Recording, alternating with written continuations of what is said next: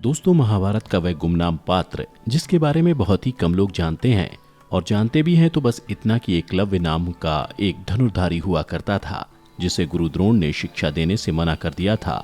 और जब उसने उनको गुरु मानते हुए धनुर्विद्या में पारंगत हासिल कर ली तो द्रोणाचार्य ने गुरु दक्षिणा के रूप में उससे उसका अंगूठा मांग लिया।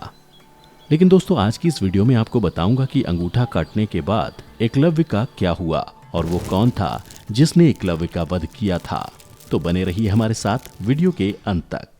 नमस्कार और स्वागत है आपका द डिवाइन टेल्स पर एक बार फिर।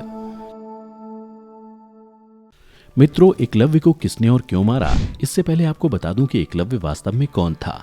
धर्म ग्रंथ महाभारत के अनुसार द्वापर युग में प्रयागराज निकट श्रृंगवेरपुर नाम का एक राज्य हुआ करता था और उस समय उस राज्य के राजा हिरण्यधनु थे। एकलव्य निषाद राज हिरण्यधनु का ही पुत्र था। चूंकि महाभारत काल में निषाद जाति को शूद्र माना जाता था, इसलिए श्रृंगवेरपुर राज्य के बारे में ज्यादा पढ़ने को नहीं मिलता है। एकलव्य के बचपन का नाम अभिद्युम्न था। हालांकि कुछ लोगों का यह भी मानना है कि बचपन में एकलव्य अभय नाम से जाना जाता था। वहीं हरिवंश पुराण के अनुसार एकलव्य हिरण्यधनु का दत्तक पुत्र था, जिसका जन्म भगवान श्री कृष्ण के चाचा के यहाँ हुआ था। परंतु जब ज्योतिषों ने उस बालक की कुंडली देखी और उसके भविष्य के बारे में पिता को बतलाया तो उन्होंने अपने भतीजे यानी श्री कृष्ण की सलाह पर हिरण्यधनु को सौंप दिया। अर्थात हरिवंश पुराण की माने तो एकलव्य वास्तव में एक क्षत्रिय राजकुमार था, न कि शूद्र पुत्र। मित्रों, चलिए अब जानते हैं कि अभिद्युम्न या अभय आखिर एकलव्य कैसे बना। दरअसल एकलव्य बचपन से कुशाग्र बुद्धि का धनी था और जब 5 वर्ष की आयु में उसकी शिक्षा कुलीय गुरुकुल आरंभ हुई तो उसकी लगन, बुद्धि और एक निष्ठता को देखते हुए गुरु ने उसका नाम एकलव्य रख दिया। उसी गुरुकुल में एक बार पुलक मुनि ने जब एकलव्य के धनुष बाण सीखने की लगन और आत्मविश्वास से उसको भरा देखा तो उन्होंने निषाद राज हिरण्यधनु से कहा कि आपके पुत्र एकलव्य में एक बेहतरीन धनुर्धारी बनने के सारे गुण मौजूद हैं। बस इसके लिए एक अच्छे गुरु के मार्गदर्शन की जरूरत है। उसके बाद पुलक मुनि की बात से प्रभावित होकर राजा हिरण्यधनु अपने पुत्र एकलव्य को द्रोण जैसे महान गुरु के पास ले गए और उनसे एकलव्य को अपना शिष्य बनाने का आग्रह किया।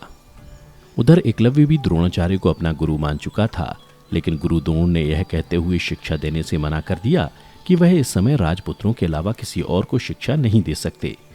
गुरु द्रोण की बात सुनकर एकलव्य और उसके पिता निराश हो वहां से लौट आए।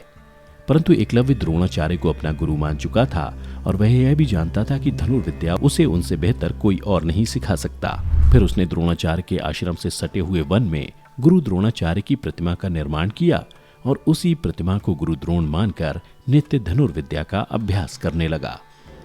इसी तरह जब कई महीने बीत गए और जब एक दिन गुरु द्रोण कौरवों और पांडवों को धनुर्विद्या सिखा रहे थे, उस समय एक कुत्ते के भौंकने की आवाज आई, जिसकी वजह से सभी का ध्यान भंग हो गया। परंतु कुछ समय बाद कुत्ते के भौंकने की आवाज बंद हो गई, जिससे गुरु द्रोण सहित सभी कौरव और पांडव हैरान हो गए। फिर वे उसी ओर दौड़े जिधर से कुत्ते के भौंकने की आवाज आ रही थी। वहां पहुंचकर उन सभी ने देखा कि किसी ने कुत्ते के मुंह को बाणों से भर दिया है, लेकिन रक्त की एक बूंद भी नहीं गिरी। यह देखकर सभी एक दूसरे को देखने लगे। फिर द्रोणाचार्य ने जोर से कहा कि ये किसने किया है। तब एकलव्य उनके पास आया और प्रणाम करते हुए बोला, गुरुदेव, आपकी कृपा से मैंने ही इस कुत्ते का यह हाल किया है। एकलव्य के मुख से ऐसी बातें सुनकर गुरु द्रोण ने उससे पूछा, बालक, तुम कौन हो और मैं तुम्हारा गुरु कैसे हुआ?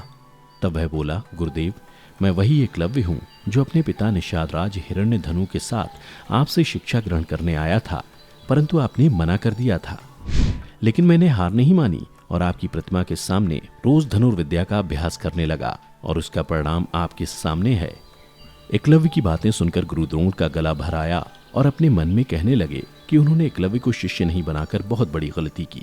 फिर वो एकलव्य को अपने सीने से लगाने के लिए आगे बढ़े और कुछ पग चलने के बाद उन्हें अर्जुन को दिए हुए अपने वचन का स्मरण हो आया। उन्होंने अर्जुन को वचन दे रखा था कि वह उसे दुनिया का सर्वश्रेष्ठ धनुर्धारी बनाएंगे। वचन ध्यान आते ही वो वहीं रुक गए और एकलव्य से बोले, चलो चलकर मुझे मेरी प्रतिमा दिखाओ। फिर एकलव्य द्रोणाचार्य सहित कौरव और पांडव वहां गए जहां एकलव्य ने द्रोण की प्रतिमा बना रखी थी, जिसे देखकर गुरु द्रोण मन ही मन प्रसन्न हुए। फिर उन्हें ध्यान आया कि एकलव्य अगर इसी तरह धनुर्विद्या का अभ्यास करता रहा तो वह अवश्य ही अर्जुन से बड़ा धनुर्धर बन जाएगा। इसलिए उन्होंने एकलव्य से कहा, वत्स, तुम मुझे अपना गुरु मानते हो, तब तो ये भी जानते होगे कि बिना गुरु दक्षिणा दिए कोई भी विद्या सफल नहीं होती। इसलिए मैं चाहता हूं कि तुम मुझे गुरु दक्षिणा दो, क्योंकि आज से मैंने तुम्हें अपना शिष्य मान लिया है। गुरु द्रोण के मुख से ऐसी बातें सुनकर एकलव्य प्रसन्न हो गया और बोला, गुरुदेव, मैं धन्य हो गया जो आपने मुझे अपना शिष्य मान लिया। बताइए आपको गुरु दक्षिणा में मुझसे क्या चाहिए? तब द्रोणाचार्य बोले, वत्स, गुरु दक्षिणा में मुझे तुम्हारे दाएं हाथ का अंगूठा चाहिए।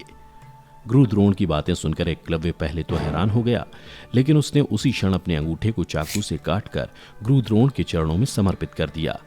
यह देख द्रोणाचार्य की आंखों से आंसू निकल आए। फिर कुछ देर बाद वे एकलव्य से बोले, वत्स, अभी तक मेरे बहुत से शिष्य हुए और आगे भी होंगे, परंतु तुम जैसा शिष्य किसी भी गुरु को अंतकाल तक नहीं मिलेगा। फिर वे सभी वहां से अपने आश्रम लौट आए और उधर एकलव्य भी अपने राज्य श्रृंगवेरपुर को लौट आया। यहाँ बिना अंगूठे के ही धनुर्विद्या का अभ्यास करने लगा और देखते ही देखते बड़ा धनुर्धारी बन गया। श्रृंगवेरपुर लौटने के कुछ वर्ष बाद हिरण्यधनु ने अपने एक निषाद मित्र की कन्या सुनीता से एकलव्य का विवाह करा दिया। उसके बाद वे सभी आनंद पूर्वक रहने लगे और कुछ वर्ष बाद जब पिता की मृत्यु हो गई तो एकलव्य श्रृंगवेरपुर राज्य का शासक बन गया। शासक बनने के बाद एकलव्य ने निषाद जाति के लोगों को एक सशक्त सेना और नौसेना गठित की और अपने राज्य की सीमाओं का विस्तार भी करता रहा। इसी क्रम में वह मगध नरेश जरासंध से जा मिला, जो कि भगवान श्री कृष्ण का सबसे बड़ा शत्रु था।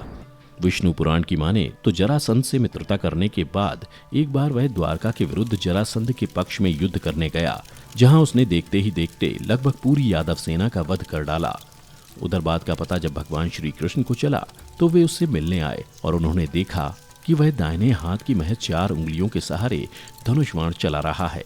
यह देखकर श्री को ध्यान आया कि भविष्य में होने वाले महाभारती युद्ध में एकलव्य पांडवों के लिए खतरा बन सकता है, इसलिए इसका नाश अभी आवश्यक है। फिर वह एकलव्य के साथ युद्ध करने लगे, जो काफी देर तक चला, परंतु अंत में श्री के हाथों एकलव्य वीर गति को प्राप्त हो गया। दोस्तों, इस कथा को जानने के बाद आपके हिसाब से एकलव्य और अर्जुन में कौन श्रेष्ठ धनुर्धारी था? नीचे कमेंट करके अवश्य बताइएगा। तो दोस्तों, आपको हमारी ये वीडियो अच्छी लगी है तो इसे ज़्यादा से ज़्यादा लाइक और शेयर करें। अब हमें इजाज़त दें। वीडियो को अंत तक देखते रहने के लिए आपका बहुत बहुत शुक्रिया।